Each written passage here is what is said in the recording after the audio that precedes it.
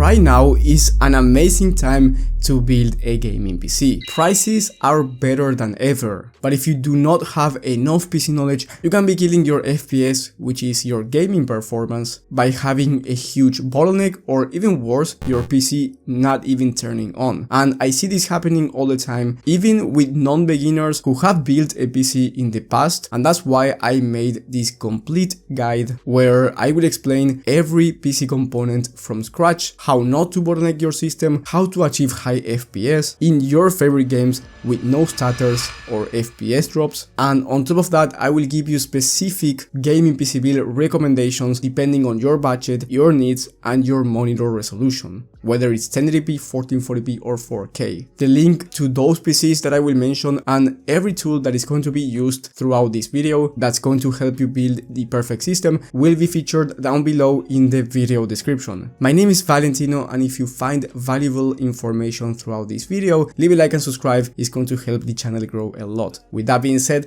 let's start. Let's start by talking about the graphics card. The graphics card is the most important component when it comes to gaming for the number of FPS that you are getting. A graphics card is like a super powerful tool that helps your computer show really smooth pictures and videos while gaming. It makes sure that your game looks fine and is not lagging. That way you have more fun while playing. So the better the graphics card is, the more FPS that you get, the smoother the performance. And also the better the graphics card is, the higher the resolution that you can play at. For example, if your graphics card is capable of handling a 4K monitor at a smooth performance, then you are going to be able to buy a 4K monitor and see a much better image quality than if you had a graphics card that was capable of 1080p but not 4K. Then you would have a 1080p monitor, which, as you know, the image is not as clear as 4K. Now, you can buy graphics cards from three main companies: Intel,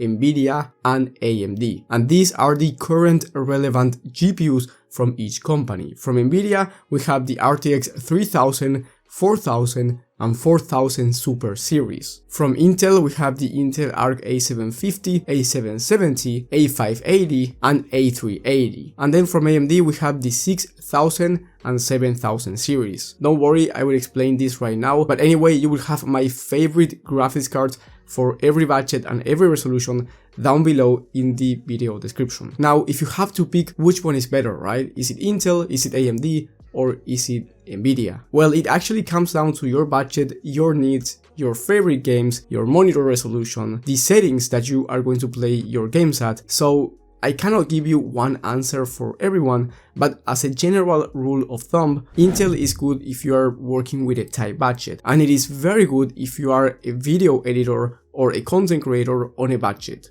But because Intel is fairly new to the market, the drivers are not fully optimized yet. Now, these drivers are much better than they were before, but they are not fully optimized yet, like the AMD drivers or the Nvidia drivers. So if you want to play a new game from day one, then I would recommend you going for an AMD or an Nvidia graphics card. But if you just don't care about that and you are working on a tight budget, or if you are a content creator on a budget, then Intel can be a really good option for you. Then we have AMD, and AMD are the best if you want the best pure price to performance for gaming, so FPS per dollar. Usually it's cheaper than Nvidia and it's going to give you higher frame rates than Nvidia at the same price point, and usually the graphics cards have more VRAM. Now, if you don't know what VRAM is, I will explain that in just a second, but anyway, that's the strongest selling point from AMD. For example, if we compare the RTX 4080 Super from Nvidia with the RX 7900 XTX from AMD, which is basically the graphics card comparison, the 7900 XTX is around $100 cheaper than the 4080 Super and is slightly better in terms of gaming performance. But then you may be wondering, where's the catch, right? You get better performance for a lower price, which is true.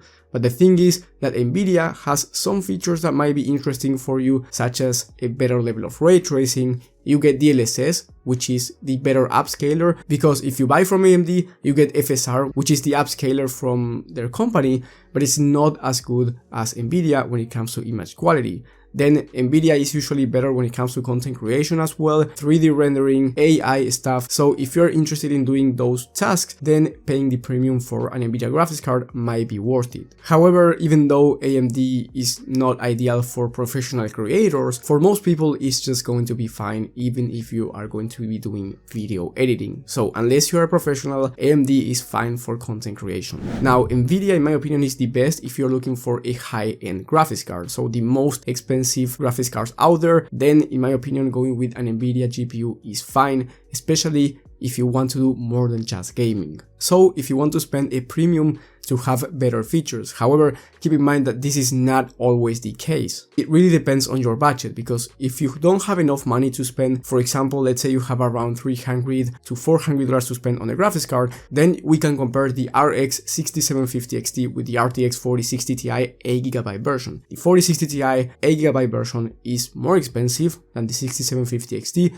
so you may think, okay, but you get the Nvidia features, right? And you do, but they are not usable at that level of performance. You don't want to use ray tracing with a 4060 Ti because it's just not powerful enough, and also the 6750 XT has more VRAM, which means that it's going to age better long term. So as you can see, it's not always the case. That's why I usually recommend Nvidia for the higher end market. So if you want to get an RTX 4070 Super level of performance or above. So again, as I said before, it really depends on your budget, favorite games, monitor resolution, in-game settings, and other things, and your needs overall. So as you noticed, I've been mentioning VRAM a lot. So what is exactly VRAM? Well, VRAM is the memory for your graphics card. It's like a drawer that stores pictures and textures for games and videos. And why is it important? Well, more VRAM makes games and videos run smoother to a certain extent. So VRAM stores graphics stuff and it helps the visuals look great. So in short, VRAM helps your computer show better and faster graphics. Now, if your graphics card does not have enough VRAM, it can store fewer pictures and textures. And this depends on the games that you play. High demanding games like Cyberpunk 2077 or Hogwarts Legacy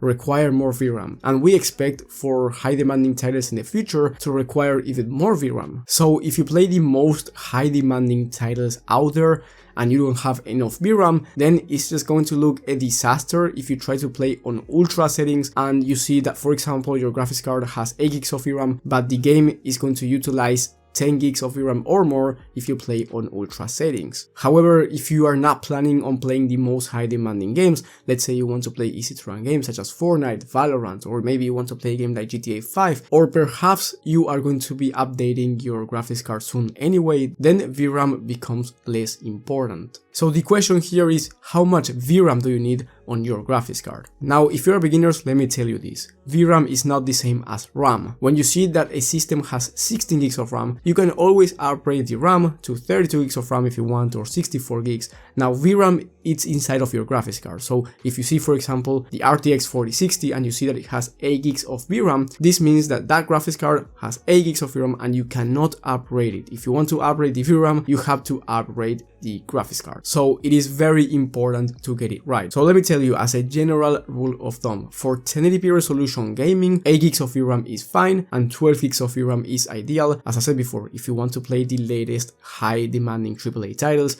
now and in the future. Now for 1440p, 8 gigs of VRAM is enough. Now 12 gigs of VRAM is recommended and 16 gigs of VRAM is ideal if you want to play the latest AAA high demanding titles right now and in the future, or if you want to eventually upgrade to 4K. And for 4K resolution, 12 gigs of VRAM is usually enough, but 16 gigs of VRAM or more is ideal. Once again, if you want to play the most high demanding titles now and in the future, because as I said before, if you want to play easy to run titles, then you don't need that much VRAM. So now I want to tell you about the best graphics cards for gaming for different resolutions. And remember, these graphics cards will be featured down below in the video description, so if you want to see the latest prices and availability, I recommend you checking those links. Now for 1080p resolution, we have different graphics cards. If you are on a tight budget, I recommend you going with the RX 6600 from AMD or Intel Arc A580 from Intel. These two graphics cards, the 6600 and Intel Arc A580, are going to be ideal for 60 to 70 plus FPS on average,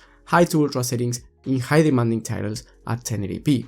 Now, if you want even better performance on a mid-range, we have the RX 6650 XT from AMD and RX 7600 once again from AMD. These graphics cards are ideal if you want to play at 80 plus FPS on average, once again when it comes to high demanding titles on high to ultra settings. Then on the upper mid-range part, we have the RTX 3060 12GB version or RTX 4060. These are nice, especially if you want an Nvidia graphics card and you want to play at 1080p high to ultra settings in very high demanding titles, 80 to 90 plus FPS on average. And then if you want a high-end 1080p graphics card, I recommend you getting the RX 6700 XT or 6750 XT. Both of these have 12 gigs of VRAM and an amazing level of performance when it comes to 1080p right now and 1080p in the future. And you can also play at 1440p resolution with these graphics cards, so if you want to upgrade to 1440p down the line, these two graphics cards are going to be perfect. Now, if you want to play at 1440p, if you are working on a budget, then I recommend you the 6700 XT or 6750 XT once again, because those are the high-end 1080p graphics cards, but also the budget 1440p ones. At 1440p, you can expect around 70 plus FPS on average when it comes to high to ultra settings in high demanding games. Then for the mid-range level, we have the RX 6800 from AMD. This is an amazing 90 plus FPS on average 1440p high to ultra settings gaming graphics card. And then if you want an upper mid-range one, I recommend you getting the RX 7800 XT from AMD or RTX 4070 from Nvidia. On the high-end level, we have the RX 7900 GRE from AMD or RTX 4070 Super from Nvidia. And then on the god tier level, so the best performance for 1440p, and you can also play at 4K, we have the RX 7900 XT from AMD or RTX 4070 Ti Super from Nvidia, which are the best graphics cards for 1440p at the moment in my opinion, and getting anything better than this is going to be an overkill. Now, once again, both of these graphics cards, which are the best 1440p GPUs, are also the best budget graphics cards for 4K. I wouldn't recommend you getting any lower than this for 4K unless you are going to play very easy to run games such as Minecraft, Valorant, GTA 5, and you know, those type of games. But if you want to play high demanding titles, then these two are the minimum requirement in my opinion for you to get 70 plus FPS on average at 4K high to ultra settings in high demanding titles. Now on a mid-range level, we have the RX 7900 XTX, which is going to give you perfectly fine high to ultra settings gaming experience, but I do like the RTX 4080 Super more because of the Nvidia feature set. It is slightly slower when it comes to pure gaming performance than the 7900 XTX, but since you get more features and it's $100 more expensive, which is not that much at this price point because you are already spending $900 on a GPU anyway, I recommend you getting the 4080 Super, and that is the upper mid-range graphics card. And the best highest end graphics card in the entire market is the RTX 4090. So if you want the best of the best and you are looking to spend a lot of money, then the RTX 4090 is going to be the best option for you. With the second most important component when it comes to gaming, we have the CPU. The CPU is like the brain of the computer. It tells the computer what to do and when to do it. Just like your brain helps you think and solve problems, well, the CPU is the same. It helps the computer run programs and perform any task. Simple as that. So when we speak about gaming, you need a CPU that's good enough not to bottleneck your GPU. So you definitely do not need the highest end CPU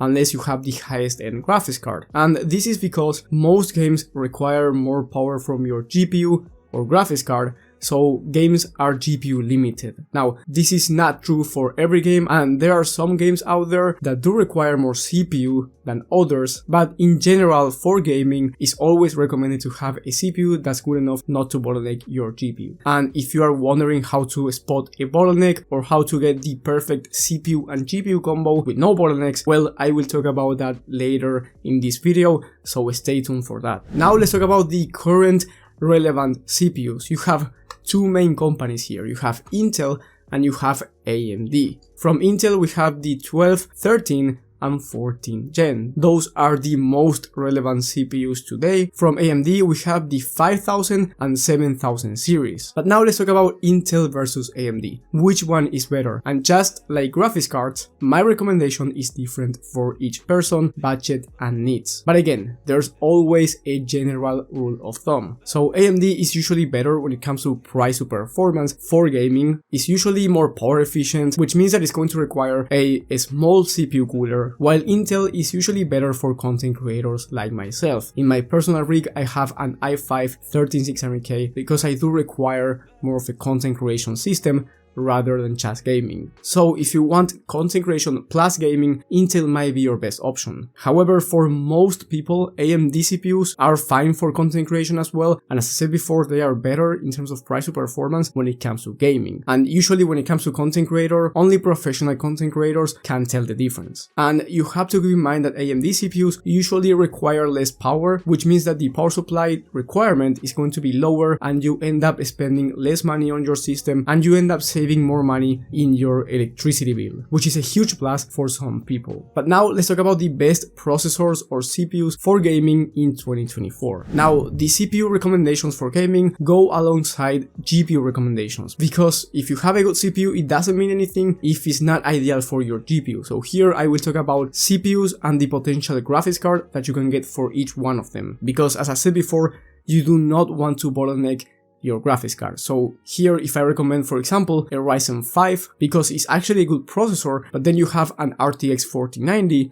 which is the fastest graphics card in the market, then even though the Ryzen 5 is amazing for gaming, you are going to be bottlenecking your graphics card, which is not ideal. So on a budget, I recommend you a Ryzen 5 5500 or i3 12100F, and the maximum GPU here is the RX 6750 XT or RTX 4060 Ti 8GB version. At the mid-range level, I recommend a Ryzen 5 5600 or i5 12400F, and the maximum GPU here is the RX 7800 XT or RTX 4070. For the upper mid-range CPUs, I recommend you a Ryzen 5 7600 or i5 13600K or KF, and the maximum GPU here is the RX 7900 XTX or RTX 4080 Super. And then on the high-end level, I recommend the Ryzen 7 7800 X3D or Intel i7 14700K or 14700KF. The maximum GPU here is the RTX 4090 because it's the fastest GPU in the market and there's no GPU that's better than that one at the moment. Remember, here we are talking about CPUs for gaming. The reason why I didn't mention an i9 or Ryzen 9 is because usually those CPUs are more for content creators, AI stuff and other things, because getting a Ryzen 9 or an i9 is not going to get you more performance than getting a Ryzen 7 or i7. Also, other CPUs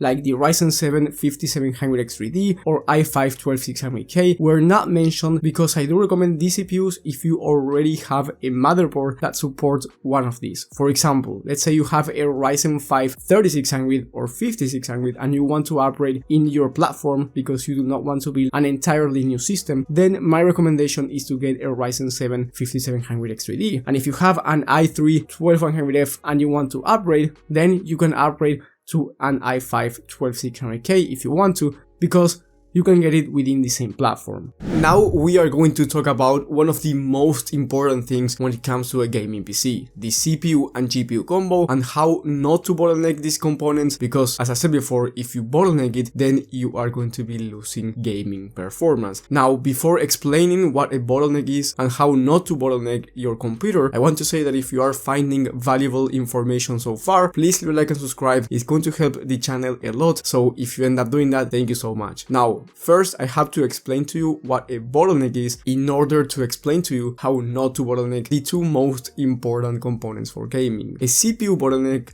which is what's going to kill your FPS, happens when your CPU can't keep up with your GPU. Imagine trying to play a game with your friends, but you can't run as fast as they can. Because you are slower, well, the whole game slows down, right? So the same thing happens here. In short, a CPU bottleneck means that the brain of the computer is too slow, making everything else slow down too, giving you the famous FPS drops or stutters. In order for you to find out whether your CPU will bottleneck your GPU, well, it's a bit complicated for beginners. The best way, in my opinion, is to learn about computers, but of course not everyone has the time to learn everything about computers, so don't worry about it, because there's another solution that I do like, and this is an easy solution, which is searching on YouTube your CPU and GPU combo test in a very high demanding game on high to ultra settings. For example, you search Ryzen 7 7800X3D and RTX 4090 in Cyberpunk 2077 ultra settings. And then you also add your monitor resolution. The reason why I like to do this is because if your graphics card is not running at 90 to 100% all the time in a high GPU demanding game on ultra settings, then you probably have a CPU bottleneck. Now you have to be careful when doing this, because not every game requires 90 to 100% from your graphics card. For example, let's say you search Ryzen 7 7800X3D and RTX 4090 again, but this time you search it in a game like Fortnite, 1080p low settings. Of course, your graphics card is not going to be utilizing 100% of its power, because Fortnite is an easy game to run. So this doesn't mean that you have a CPU bottleneck. It only means that this game doesn't require as much GPU power. So that's why I do like searching it in very high GPU demanding games, because if your GPU is not pushing its limits in the most high demanding games, then you probably have a CPU bottleneck. But I must say that a bottleneck may happen because of different reasons, so this way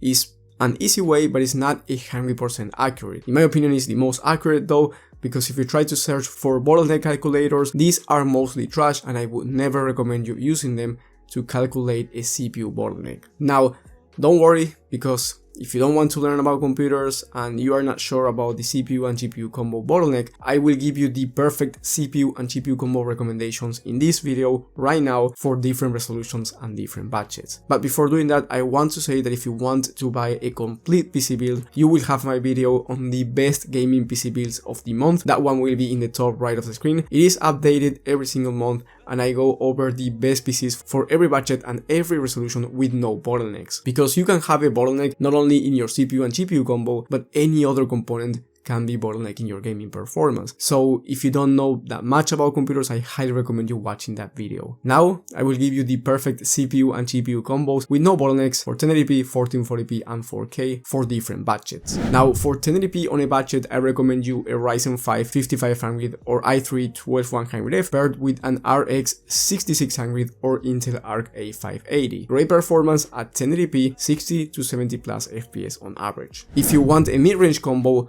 then I recommend you a Ryzen 5 5600 or i5 12400F combined with the RX 6650 XT graphics card. This one will give you better performance than the budget one, and you can expect around 80 plus FPS on average, high demanding titles in high to ultra settings. Then if you want an upper mid-range combo, keep the same CPU, i5 12400F or Ryzen 5 5600, but you should pair it with the RTX 3060 12GB version or RTX 4060. And then if you want a high-end 1080p combo, I recommend you the Ryzen 5 7600 or i5 13600K or KF paired with the RX 6700 or 6750 XT. Now at 1440p on a budget, I recommend you a Ryzen 5 5600 or i5 12400F combined with the RX 6700 XT or 6750 XT. Then if you have more money to spend, on a mid-range level, we have the same Ryzen 5 5600 or 12400F paired with the RX 6800. On the upper mid-range level, I recommend you getting a Ryzen 5 7600 or i5 13600KF combined with the RX 7800 XT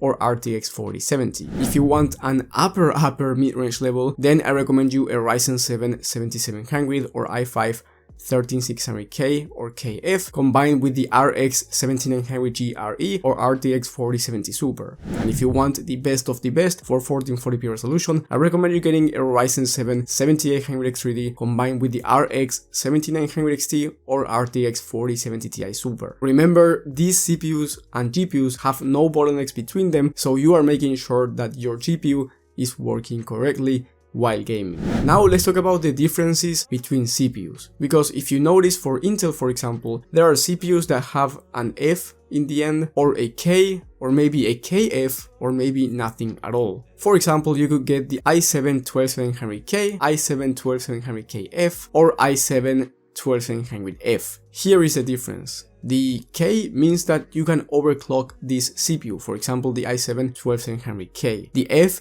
means that there's no integrated graphics, which it doesn't really matter for gaming because you are going to have a dedicated graphics card here, for example the RTX 4080. It only matters for content creators. And if it has nothing at all in the end, it means that it has integrated graphics, but you cannot overclock it. Keep in mind that if you want to overclock a CPU, you have to have a motherboard that will support overclocking, which I will talk about in the motherboard section throughout this video. So let's recap. If you see the i7-12700, no letter in the end, it means that it has integrated graphics, but you can't overclock it. If you see the i7-12700K, it means that it has integrated graphics and you can overclock it. If you see the KF, you can overclock it, but it doesn't have integrated graphics. And if you see the 12700F, you can't overclock it and it doesn't have integrated graphics. I hope that this was clear, and then let's talk about AMD, because if you noticed, there are some CPUs that have an X in the end, for example Ryzen 5 7600X, and then you have the Ryzen 5 7600 non-X. The difference is that the X version has a higher clock speed, which usually means better performance, but to be fair, there's very little gaming performance difference between a Ryzen 5 7600 and 7600X, and usually the non-X versions are much more powerful efficient. That's why I mostly recommend you getting a non-X CPU for the most part, because you will find no difference when it comes to gaming performance. It is very little for you to notice and it is much more power efficient. So if you have a non-X CPU, you can stick with the stock cooler from AMD, which is going to be fine. You can stick with the stock CPU cooler from AMD, which is going to be more than enough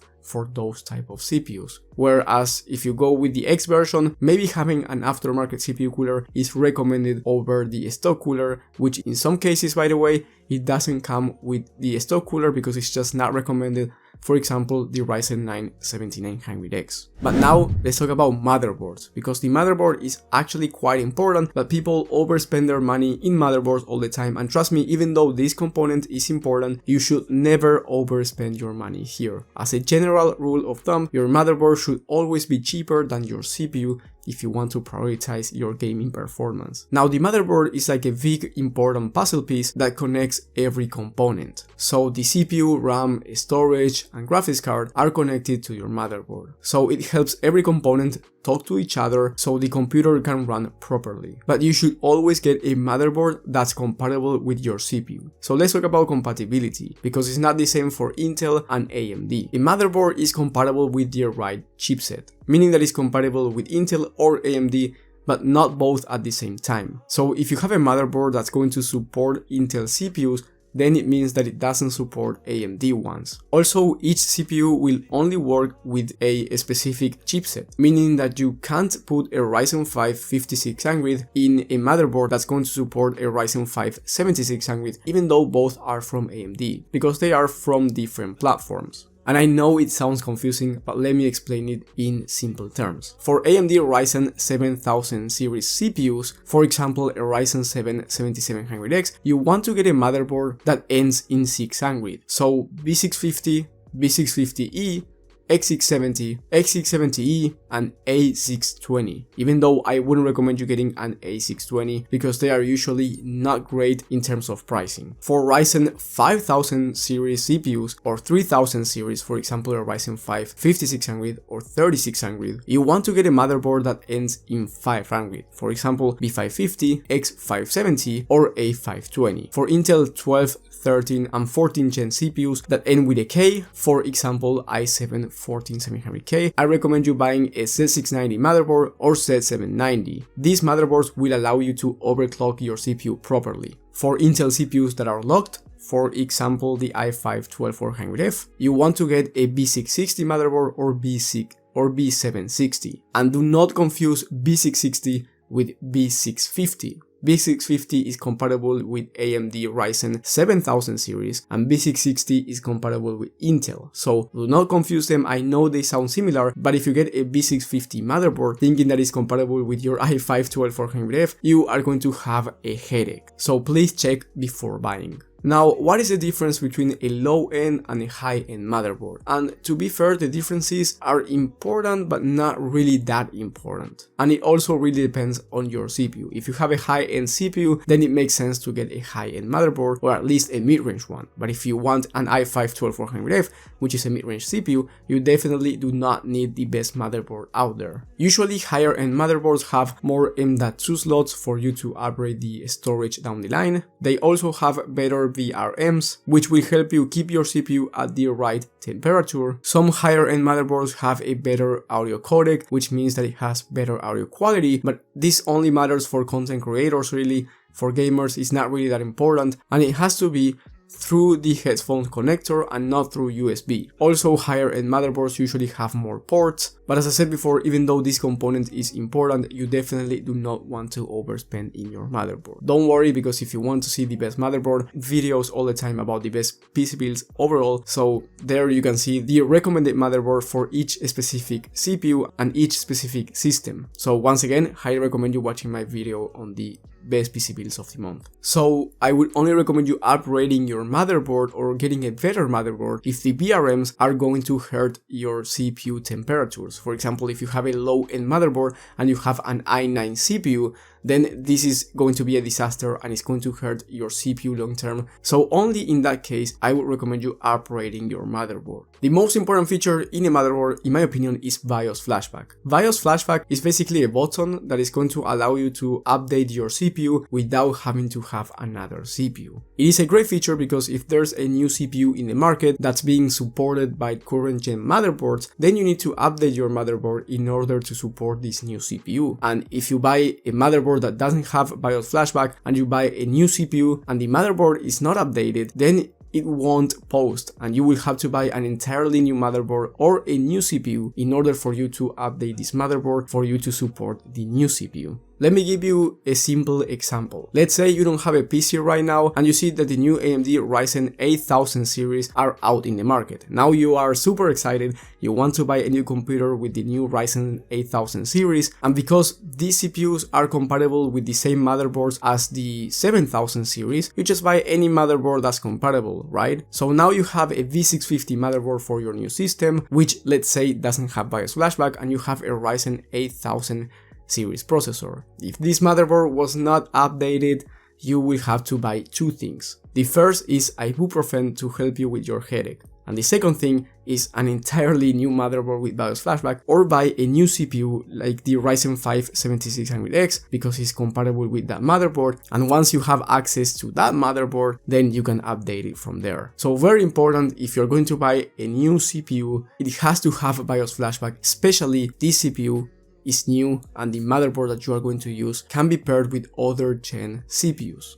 Now, motherboards come in different sizes, and you have to make sure that the motherboard fits into your case, but because I'm going to talk about PC cases throughout this video, I will get to that later on. Now, let's talk about the RAM or memory. RAM is like the computer's short-term memory. It helps the computer remember things that it needs to use right now. So when you play a game or use a program, the RAM stores the information that it needs to use at the moment. So when you turn off your computer, your RAM forgets everything, just like you may forget a dream after waking up. So how much RAM do you need for gaming in 2024? Since I do not want to complicate things for you, I will explain this as simple as possible. 16 gigs of RAM for gaming is enough, but since 32 gigs of RAM became quite cheap, I think 32 gigs of RAM is going to be my recommendation for 2024, especially if you want to do other tasks such as streaming and content creation on the side. So I will say this, if you have a budget of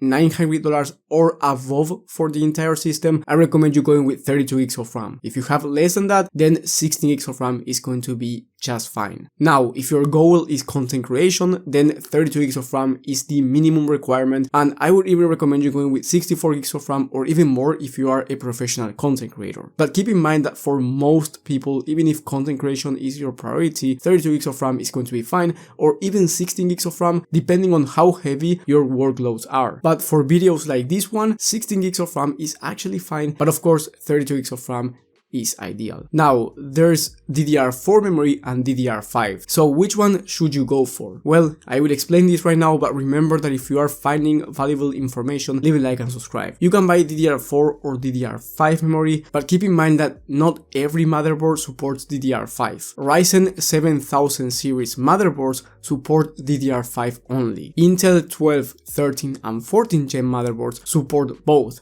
DDR5 and DDR4, but not at the same time. This means that if you get a motherboard that supports DDR4 for Intel, you cannot use DDR5 memory, and vice versa. Now, Ryzen 3000 and 5000 series motherboards support DDR4 only. And the most important thing here, in my opinion, is to get the speeds right, because even if you get DDR5 memory, if it's going to be a slow kit, then it doesn't really matter because the RAM speeds are going to be low. So for gaming, as a general rule of thumb, if you go with DDR4, buy a 3200 CL16 or 3600 CL18 memory kit, and if you go DDR5, buy a 5600 CL28 memory kit or a 6000 MHz CL30 memory kit. These timings are the sweet spot for gaming. And remember, 16 gigs of RAM is fine, but 32 gigs of RAM is recommended if you have over $900 to spend on the entire system. Now let's talk about the storage, because many people get this wrong. Do you need a Gen 4 drive? Is it going to make a difference for you? Well, first, let me explain what the storage does. The storage is like the computer's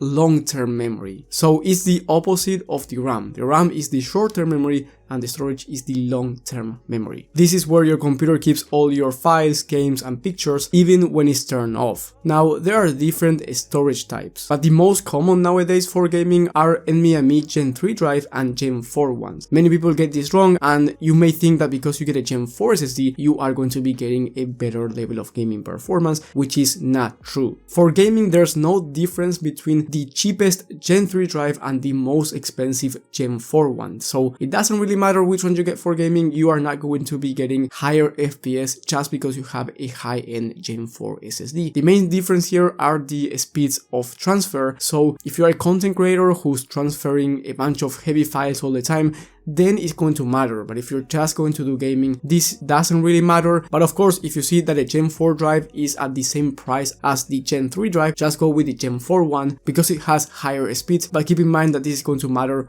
only if you're going to be transferring heavy files or if you're a content creator. So how much storage do you need? Well, for gaming, the minimum I would recommend is 1 TB, and 2 TB is ideal if you're going to be downloading heavy, high demanding games, or if you like to have plenty of games in your system without uninstalling them after playing. As I said before, 2 TB is ideal, but 1 TB is enough. Then if you're a content creator, I recommend you at least 2 TB of SSD, and 4 TB or more is ideal depending on how heavy your files are going to be. Keep in mind that most motherboards have more than one M.2 slot, so down the line you can always upgrade your storage if you want to, and it is very easy to upgrade, so there's no need to worry if you run out of storage because you can always upgrade down the line. Now let's talk about something that is quite important, but many people overspend in this component, which is the CPU cooler. Do you actually need a liquid cooler, or is it okay to go with an air cooler? Well, let me make this simple for you. Most CPUs in the market do not require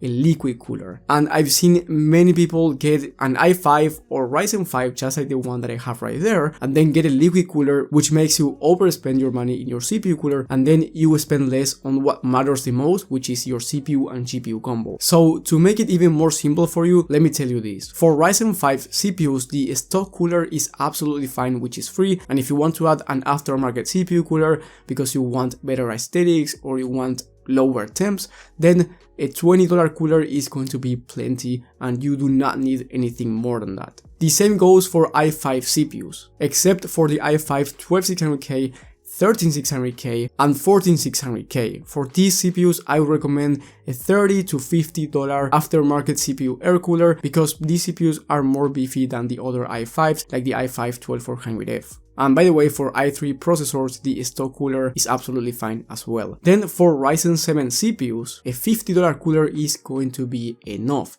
And keep in mind that the Ryzen 7 7700, for example, is very power efficient, and the stock cooler is going to be just fine if you want to save money on your CPU cooler.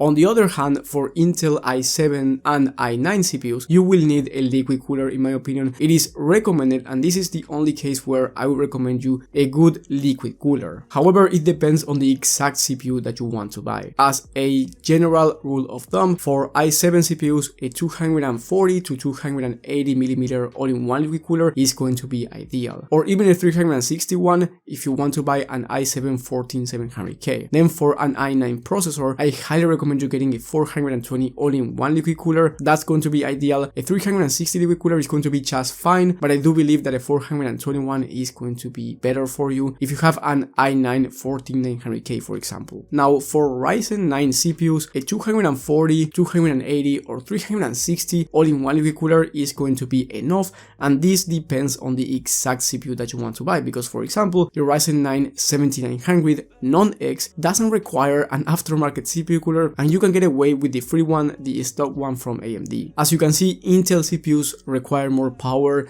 and more cooling than AMD ones. Now let's talk about PC cases and airflow. The airflow is very important because it keeps all the components cool. When the computer is working, it can get very hot, and if the computer gets too hot, then it might get damaged long term, or it might even turn off. So good airflow moves cool air and pushes the hot air out. Think it like this, it's just like a fan keeping you cool down in a hot summer day. So the airflow keeps the computer happy and running smoothly. So the question is, how do you know if a case has good airflow or not? Well, the answer, it depends. But generally, the best airflow cases have a front mesh panel. Now, it's not always like this, because in some cases the airflow comes from a different direction, but a general recommendation for you is to get a PC with a front mesh panel and at least 3 pre-installed fans. 1 fan in the back and then at least 2 fans in the front. Preferably 3, but it's not a must, especially if you're working with a tight budget and your components do not require a lot of power. And if the case does not come with pre-installed fans, then you will have to buy them yourself, which usually can become quite expensive. So I wouldn't recommend you getting a case with no pre-installed fans unless you have a lot of money to spend and you want very nice aesthetics. For example, you want an NZXT case and you want NZXT fans to match with the case, because usually NZXT doesn't sell PC cases with pre-installed fans, even though they do, most of the time they don't, or they are actually more expensive. So if that's the case, that's totally fine, but I would recommend you getting PC cases with pre-installed fans, just like this one, because you save yourself from having to install them yourself and you save money. Now, cases come in different sizes, just like motherboards, so you have to match the PC case size with the motherboard size, even though that's not always the case, and I will explain to you why. Cases come in 3 most common sizes: mini ITX, which is the smallest one, then we have a micro ATX, and then we have ATX, which is the biggest one. So ideally the motherboard is the same size as your case. So if you get a micro ATX motherboard, you get a micro ATX case. If you get an ATX motherboard, you get an ATX case. But in some cases, if the case that you want is on a great discount, or the motherboard that you want is on a great discount, then you can put a micro ATX motherboard in an ATX case. Some people do say that this doesn't look great. I disagree, I don't think it looks that bad, but of course it's up to your personal preferences. The thing that you can't do is put an ATX motherboard in a micro ATX case, because think about it, if the case is not big enough and you try to put a big motherboard, it's just not going to fit. Now let's talk about another important component, which is the power supply. The power supply is important because at this point, you can get the perfect system, the perfect CPU and GPU combo, no bottlenecks, enough RAM, enough storage, then you get great airflow. But if the power supply is not enough for your system, then you are going to be damaging your system, and worst case scenario, literally kill your PC if this is not the right component for you. So as you can see, you can bottleneck your system from different components and not just the CPU and GPU combo. Without the power supply, the computer wouldn't work at all. So in order to get the right power supply, the first step is to know your graphics card power supply requirements. This is a very easy step. You can go to Google and search for your graphics card and then the power supply requirements. For example, RTX 4080 Super power supply requirements, and then you will see that is 750 watts. This is the recommended minimum wattage for the 4080 Super. So you can also add another 100 watts for safety, just in case there are power spikes, or if you want more room for improvement in the future. But if the power supply requirement is 750 watts and you get a 750 watt power supply, then that's going to be completely fine. However, the next step is finding out if the power supply that you want to buy is actually good or not. And please do not get this wrong, the 80 plus rating does not matter. If you see that it's 80 plus gold, it doesn't mean that it's a good power supply for your computer, because there are some power supplies that are 80 plus gold and they will make your PC explode. So to know if the power supply that you want to buy is good or not, go to the PSU cultist list website, link will be down below in the video description, click Ctrl R and then search for the power supply that you want to buy. Now you have three main tiers here, C tier, V tier and A tier. I wouldn't recommend you buying anything below C tier, and if you have a high-end computer, I would recommend you buying A tier only. Just think about it like car insurance. If you have a high-end PC and you put a C tier rated power supply, it doesn't mean that your PC will explode, but you do not want to put a low-end power supply in a high-end computer. It just doesn't make any sense. You wouldn't have a trash car insurance for your Ferrari, right? So this is like the same thing. So I recommend you buying at least a C tier power supply, and if you have an RTX 4070 Super level of performance or greater, I recommend you at least a B tier power supply, and ideally A tier. So once you have everything right, you have your computer here, you need a monitor. Maybe you already have one, or maybe you have one but you want to upgrade, or maybe you do not have a monitor at all. So this can be a bottleneck as well, because if you have a good PC but a trash monitor, then you are not going to be able to take advantage of your gaming components. And if you have a great monitor but a trash PC, then you will not be able to take advantage of your monitor. So you should get this right if you want to achieve the best gaming experience that you want. So first we are going to talk about monitor resolutions, and then I will talk about the monitor refresh rate. There are three main resolutions for gaming: 1080p, 1440p and 4K. I recommend you choosing your monitor depending on your favorite games and also depending on your computer's power. If you want to play high demanding games and you want to prioritize visuals, so good graphic settings, then I recommend you choosing a 1440p or 4K monitor. But of course, only if your PC can handle those resolutions. So let's make it simple. If your GPU has an RTX 4060 level of performance or lower, then I recommend you getting a 1080p monitor. If your GPU has a 4070 Super level of performance or lower, then I recommend you a 1440p monitor. And if your GPU has a 4080 Super level of performance or higher, I recommend you a 4K monitor. Note that some GPUs can be used for different resolutions. So if you have, for example, the RX 6750 XT, you can use it for 1080p high FPS, but you can also use it for 1440p if you want to. The same goes, for example, for the 4070 Ti Super or RX 7900 XT. You can use these graphics cards for 1440p high FPS, but you can also use them for 4K. And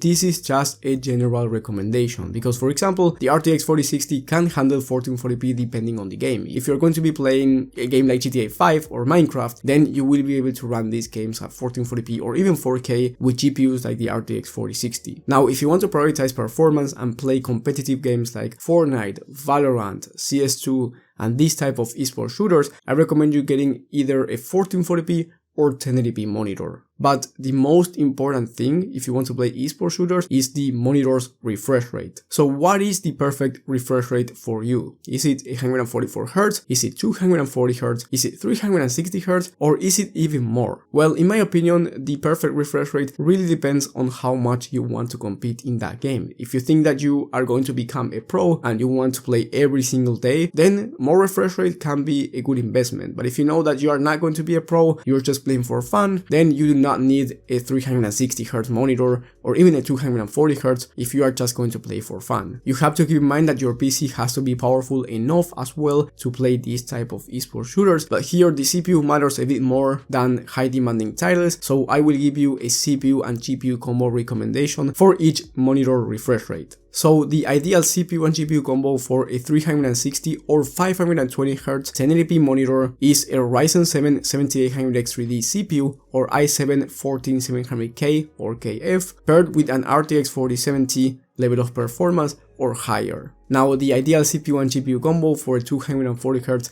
1080p monitor is a Ryzen 5 7600 or i5 13 or 14700K or KF paired with an RTX 4060 Ti or RX 7700 XT level of performance or higher. And then the ideal CPU and GPU combo for a 144Hz monitor is a Ryzen 5 5600 or i5 12400F combined with the RTX 4060 or RX 7600 XT level of performance. Once again, you can get away with less, but these are my recommendations if you want to be safe about having a good FPS average, because remember, it's not only Fortnite or Valorant, it's also CS2, Overwatch, and there are a bunch of different esports shooters that you may want to play. So what is the best gaming PC build for you? I can show you the best complete PC build with no bottlenecks in case you want to have the best of the best for your budget and your needs. Now, I highly recommend you watching my video on the best gaming PC builds of the month. You will have that one in the top right of the screen. So here I will give you two different recommendations for two different budgets. So if you have less money than the first one or more money than the last one, as I said before, there's a video for you that I highly recommend you because I go more in detail, and it is a longer video if you want a specific PC build recommendation. But now let's talk about these two gaming PCs which are going to be amazing in terms of price to performance at these price points. And I will also show you the level of performance. That way, if you want to buy one of these systems, you know what to expect. These PCs will be down below in the video description in case you want to buy one of them. So first, we'll talk about the $1,200 system, and I think $1,200 is a very good price for a gaming system because you can use this one for 1080p, 1440p and even 4K resolution, and you can play at very high frame rates depending on the game and the settings. The reason why this system is so amazing is because of the CPU and GPU combo. Here you get the Ryzen 5 7600, and then for the graphics card you get the RX 7900 GRE. This CPU and GPU combo will allow you to play any game at 1440p high to ultra settings, very high frame rates. The RX 7900 GRE on one of the latest tests from TechSpot, which is a very high demanding test with games like Cyberpunk 2077, The Last of Us Part 1, Starfield, and these type of very high demanding titles, it was able to average over 100 FPS, which is a very good number for these type of games. You can also use this system for 1080p very high FPS, even though I do think is an overkill for 1080p, but if you have a 1080p monitor and you will eventually upgrade to 1440p, this is a very nice system as well. And you can play at 4K 60 plus FPS on average depending on the game and the settings. If you want to play at 4K in a very high demanding game like a Starfield on ultra settings, then you are expecting a bit less than 60 FPS on average,